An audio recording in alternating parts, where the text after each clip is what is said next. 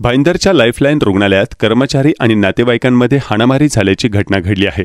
भाईंदरच्या lifeline रुग्णालयात कर्मचारी आणि नातेवाईकांमध्ये हाणामारी झाल्याची घटना घडली। याबाबतची चित्रफित समाज माध्यमांवर तुफान व्हायरल होत आहे। मंगळवारी दुपारी 2:30च्या सुमारास एक कुटुंबीय महिला रुग्णाला घेऊन चारचाकीने रुग्णालयात आले होते।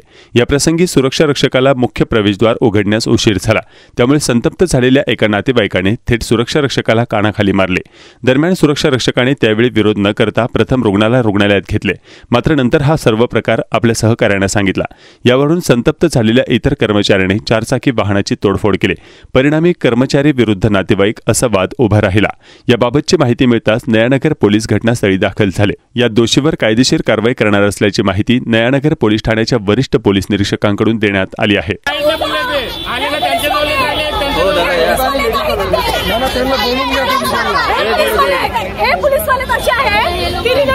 काय विषय ताई, काय विषय? 2 मिनिटं थांबा। पेशंट येतोय, त्याला ऍडमिट करतोय, रिलेट वॉचमॅनला मारून जातात आणि शिवाय आणि हे वॉचमॅन ह्याला बोलवलं, हे बघ त्याला सगळं पळून जा। आम्ही विचारतो काय सगळं सांगा, शिव्या त्याला खाण्याला शिव्या देतात, स्टाफला शिव्या देतात, चालू आहे वॉचमॅनची काय गरज होती, आम्ही तेच बोलतोय। वो पेशंटसाठी जागा करत होता सर। का मारलंय त्याला, का मारहाण केली, काय कारण? काय मारलं ते मला तेच पाहिजे आम्हाला। का मारलं आम्हाला, मारलं का तिथं अपंग आहे, अपंग एवढा मुलं एवढा सर। फक्त मी तिकडे उभा होतो, टँकर आलाय, मी बघितलं टँकर आला आणि पाठीमागं 4 व्हीलर आला, मी पण बघतोय।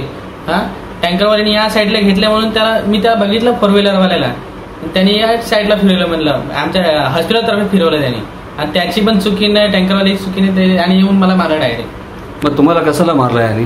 मी त्याला मला माहितच नाही सर, येऊन डायरेक्ट याने मला मारलं सर।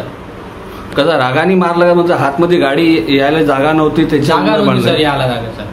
मग ते गाडीमध्ये कोण पेशंट होते का? सर मला माहित नव्हतं ना, पेशंट होता तर तू एवढं हे केलं असतं ना। पण सर पेशंट असलं तर मी त्याला घेणार नाही का सर आतमध्ये मी? मग ते गाडीमध्ये तुम्हाला पेशंट होता, तुम्हाला माहिती नव्हतं? नाही होतं मला माहित सर।